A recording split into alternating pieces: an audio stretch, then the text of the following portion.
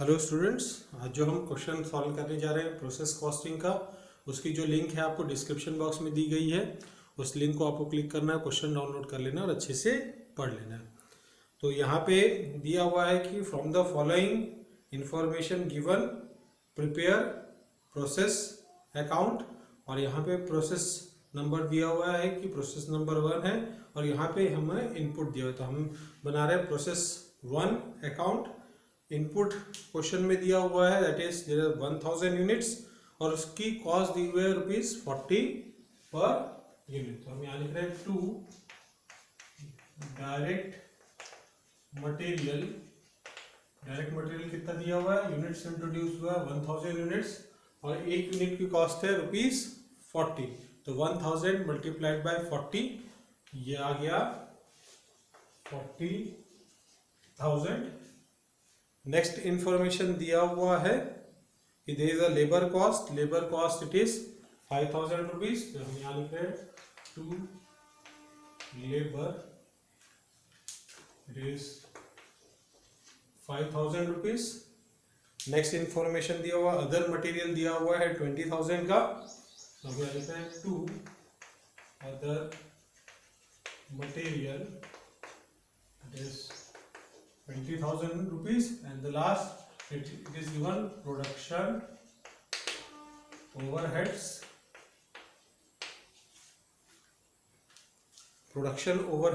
Question में दिया हुआ है 3,500 का। तो हम यहाँ लिखते हैं 3,500। अब हम देखते हैं और क्या इंफॉर्मेशन दिया हुआ है कि the normal process loss has been estimated at 10% of input. तो नॉर्मल लॉस क्या बता रहा है, जो भी इनपुट होगा वो उसका 10% होगा। और क्वेश्चन में ये भी दिया हुआ कि एक जो नॉर्मल लॉस है 1 यूनिट है, उसकी जो रियलाइजेबल वैल्यू दी हुई है ₹10 पर यूनिट। तो हम यहाँ पे लिख रहे हैं बाय नॉर्मल लॉस अकाउंट। तो नॉर्मल लॉस दिया हुआ है, जो भी इनपुट है उसका 10%, इनपुट है 1000 यूनिट, 1000 यूनिट का 10% ये आ गया 100 यूनिट्स। और एक यूनिट को हम बेच सकते हैं 10 रुपए में, तो 100 यूनिट्स को कितने में बेचेंगे, इट इज 1000 रुपीज में। अब हम इसके बाद अगर हम देखेंगे तो हमारा जो आउटपुट है वो आउटपुट अभी तक के पिछले जो हमने क्वेश्चन सॉल्व किया उसमें आउटपुट दिया हुआ नहीं था, लेकिन इस क्वेश्चन में दिया हुआ है कि जो एक्चुअल प्रोडक्शन हो रहा है प्रोसेस 1 में वो कितना हो रहा है 920। Actual output it is equal to 920 units.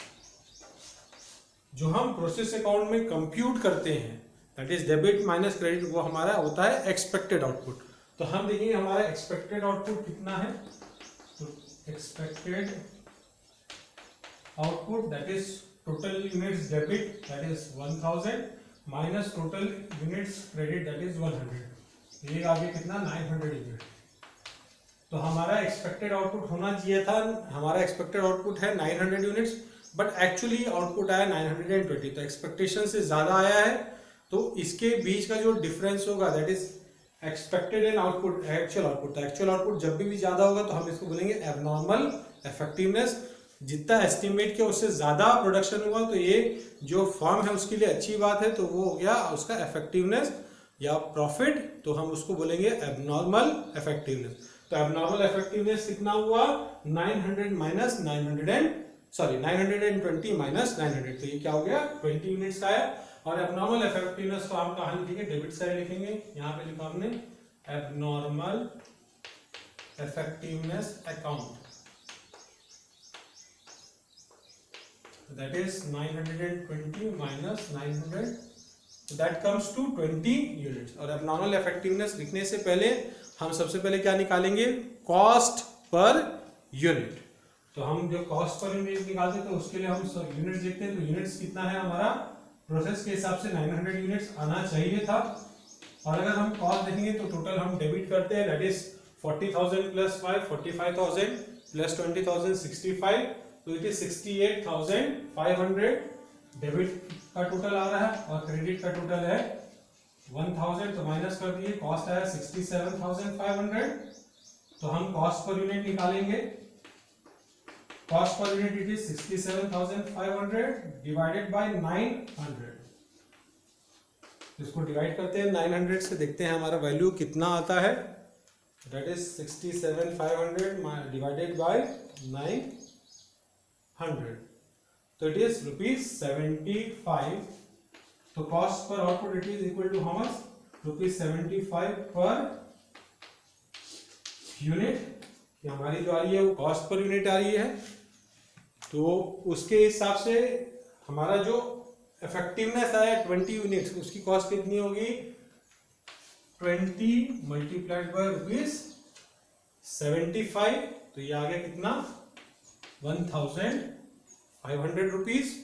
और जो हमारा एक्चुअल आउटपुट है वो नेक्स्ट प्रोसेस को ट्रांसफर होगा, तो by transfer to next process account हमको दिया हुआ नहीं है, सिर्फ एक ही प्रोसेस की इंफॉर्मेशन है। तो हमारा जो ट्रांसफर होगा वो कितना 900 यूनिट्स में होगा, वो होगा 920 यूनिट्स, और 920 यूनिट्स की कॉस्ट कितनी होगी, मल्टीप्लाइड बाय 75, तो ये कितना आएगा 69,000। तो हम यहाँ पे टोटल करेंगे, टोटल ये आ गया 1020 और अमाउंट में it is 70,000। That is debit and credit 70,000 rupees आ गया।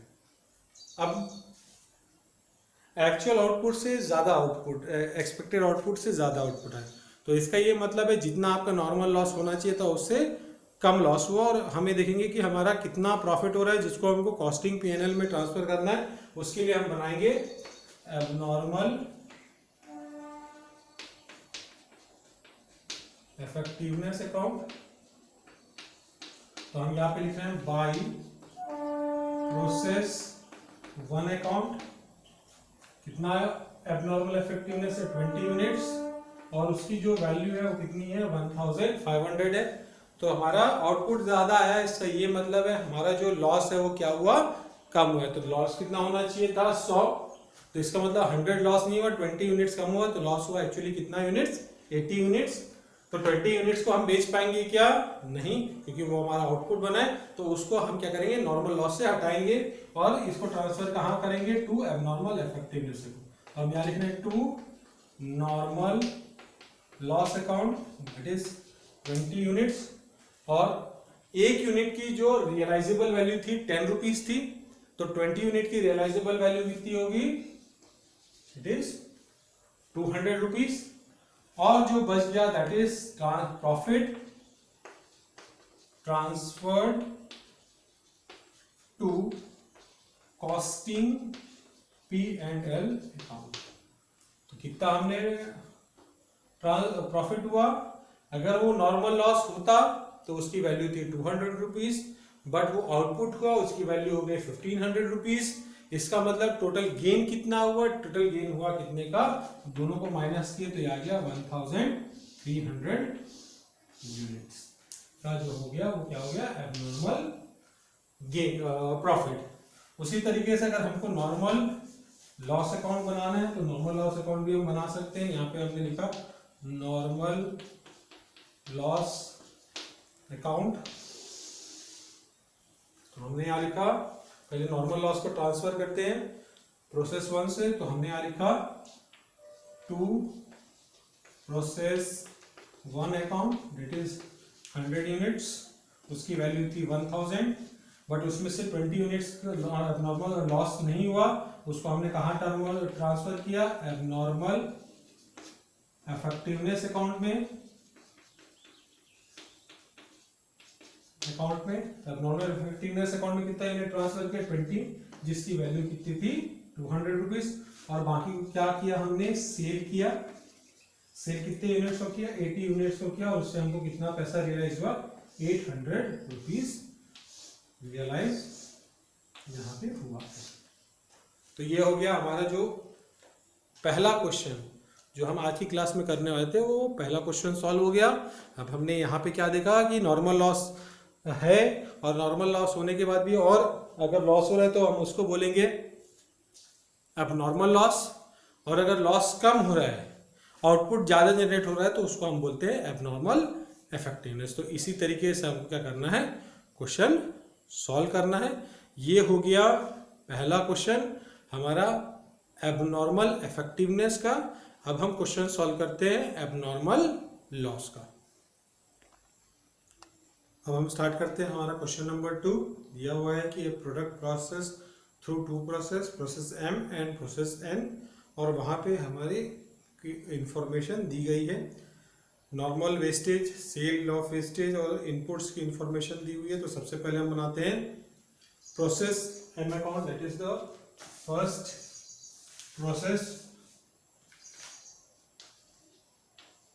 Process M account and process N account. तो सबसे पहले हम लिखते हैं इनपुट की दिया हुआ है क्वेश्चन में प्रोसेस M का, it is 7500 kg of input and the cost it is ₹2 per kg। तो हम यहाँ लिख रहे हैं 2 input, that is cost is 7500 और अमाउंट दिया हुआ है 15,000 का।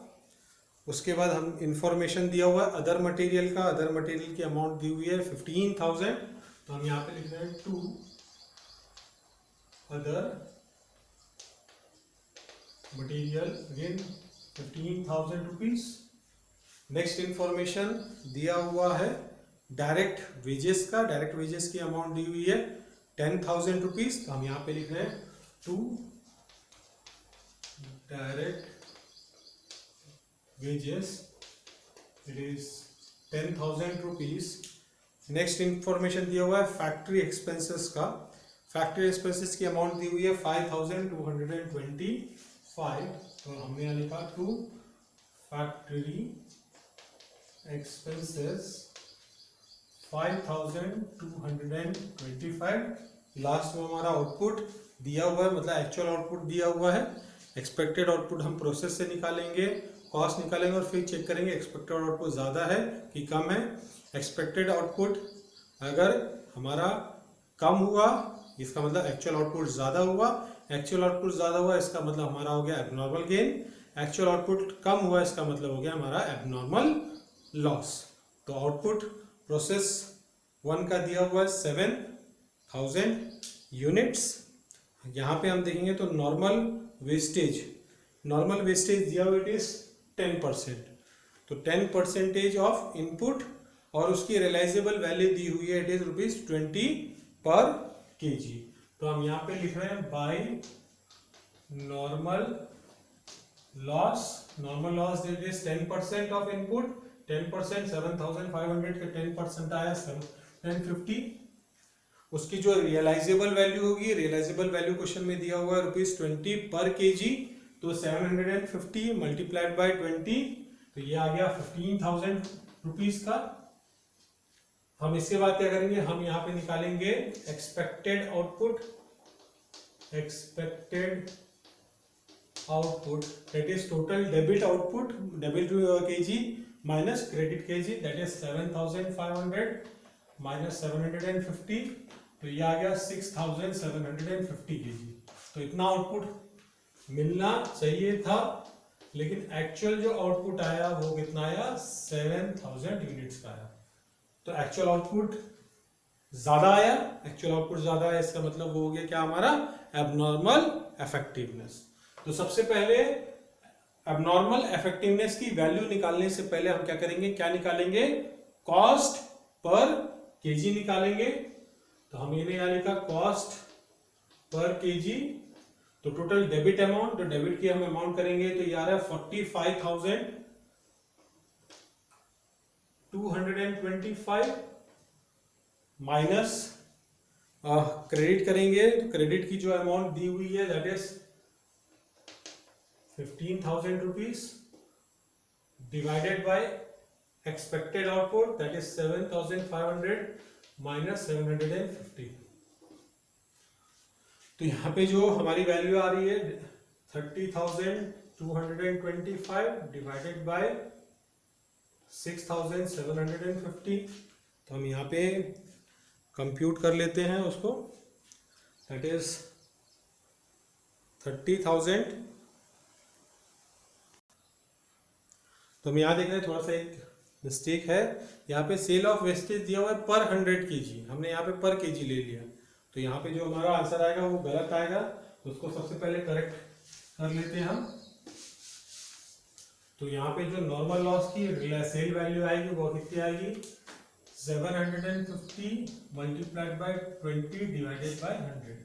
तो एक यूनिट की जो रियलाइजेबल वैल्यू है इट इज 20 पैसे, तो 7,750 यूनिट्स की कितनी होगी, तो 750 multiplied by 20, 750 multiplied by 20 divided by 100, तो यहाँ पे उसकी वैल्यू कितनी आ रही है, 150 आ रही है।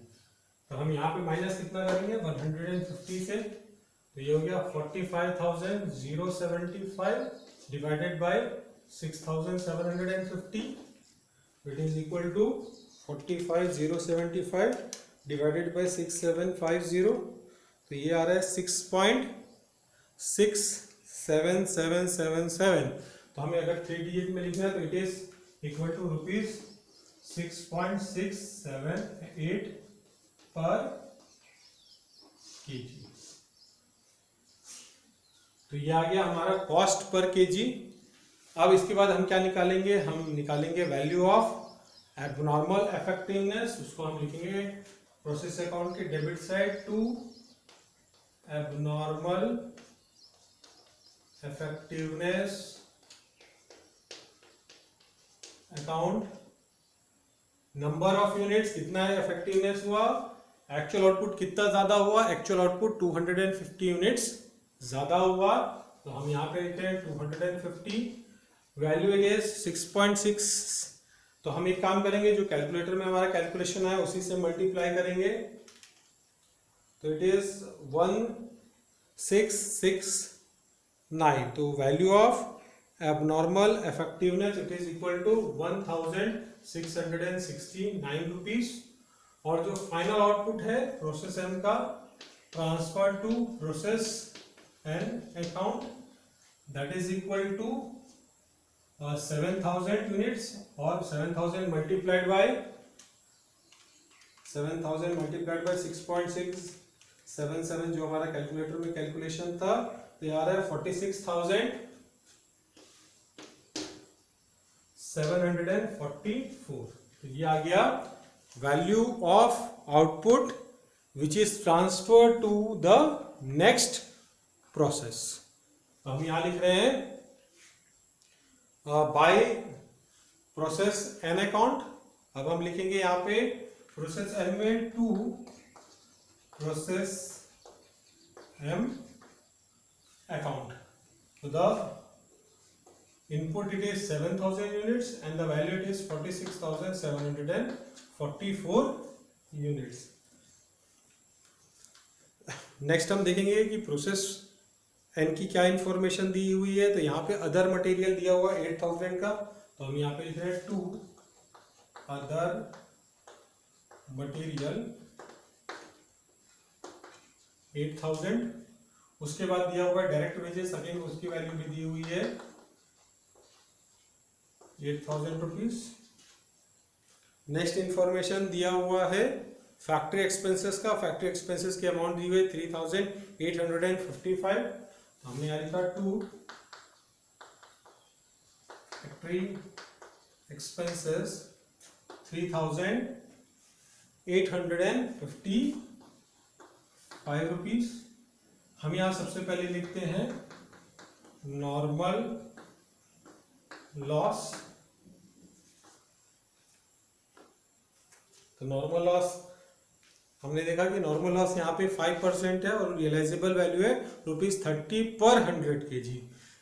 तो 5% निकालेंगे, 7,500 का 5% होता है 350, और रियलाइजेबल वैल्यू गिवन है ₹30 पर 100 kg, तो इसलिए हमने डिवाइडेड बाय क्या किया 100 किया।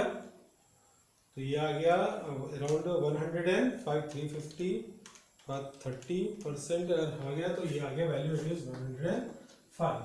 इसके बाद अगेन हम लिख रहे हैं it is expected output. Expected output as per process account it is equal to 7,000 minus 350 तो ये आएगा 6650। हम चेक करते हैं क्या हमको एक्चुअल आउटपुट दिया हुआ है, प्रोसेस एन का एक्चुअल आउटपुट दिया हुआ है, इट इज 6200। तो हम देख रहे हैं यहाँ पे एक्चुअल आउटपुट कम है, इसका मतलब और लॉस हुआ है। हम उसको क्या लिखेंगे, एबनॉर्मल लॉस। तो हम उसको लिख रहे हैं यहाँ पे बाय एबनॉर्मल लॉस अकाउंट। अब हम देखते हैं कि भाई सबसे पहले हमको क्या निकालना पड़ेगा, कॉस्ट पर केजी निकालना पड़ेगा। Cost per KG it is equal to total debit 46,744 plus 16,000 plus 3,855।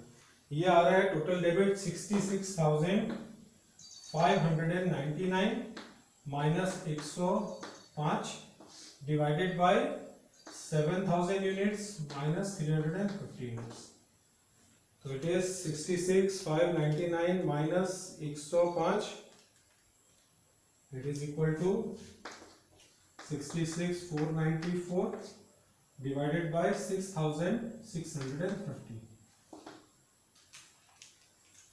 तो इसकी जो वैल्यू आ रही है वो आ रही है अराउंड 9.99999।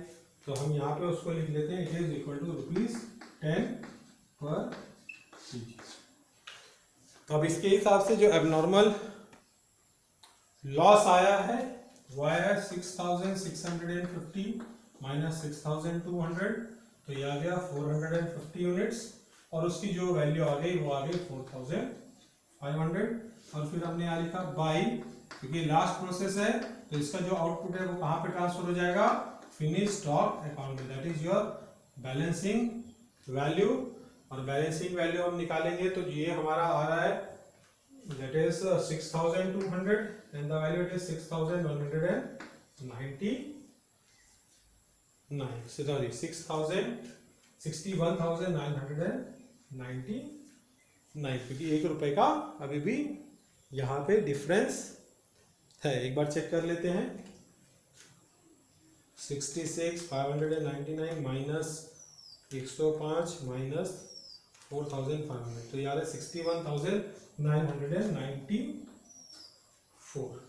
तो ये हो गया हमारा प्रोसेस एन तैयार हो गया। अब इसके पहले क्वेश्चन में हमने एबनॉर्मल इफेक्टिवनेस अकाउंट बनाना सीखा।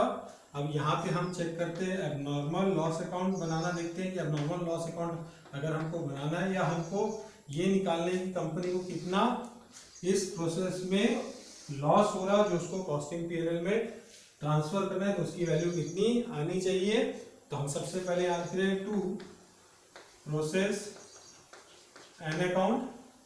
तो प्रोसेस एन में कितना एबनॉर्मल लॉस ट्रांसफर हुआ, 450 यूनिट्स।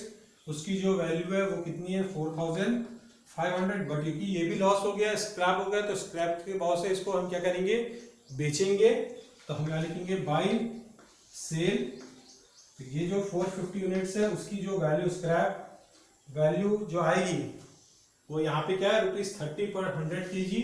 तो 450 मल्टीप्लाइड बाय 30 डिवाइडेड बाय 100, तो ये आ गया 135 and the remaining is transfer to costing P&L account, that is our balancing figure. तो बैलेंसिंग फिगर कितना है, 4,500 माइनस 135, तो आ गया 4,365।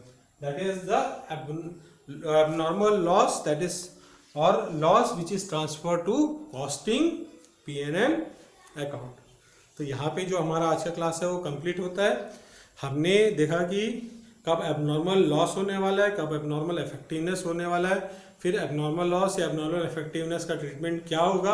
अगर एबनॉर्मल लॉस हो रहा है तो उस कंडीशन पे जो लॉस हो रहा है उसको कॉस्टिंग पीएनएल में ट्रांसफर करना है, उसका कैलकुलेशन कैसे करेंगे। या एबनॉर्मल इफेक्टिवनेस हो रहा है, अगर प्रॉफिट हो रहा है तो उस प्रॉफिट को हम कैसे कैलकुलेट करेंगे और कितना अमाउंट हम कॉस्टिंग पीएनएल अकाउंट में ट्रांसफर करेंगे, ये आज की क्लास में हमने देखा।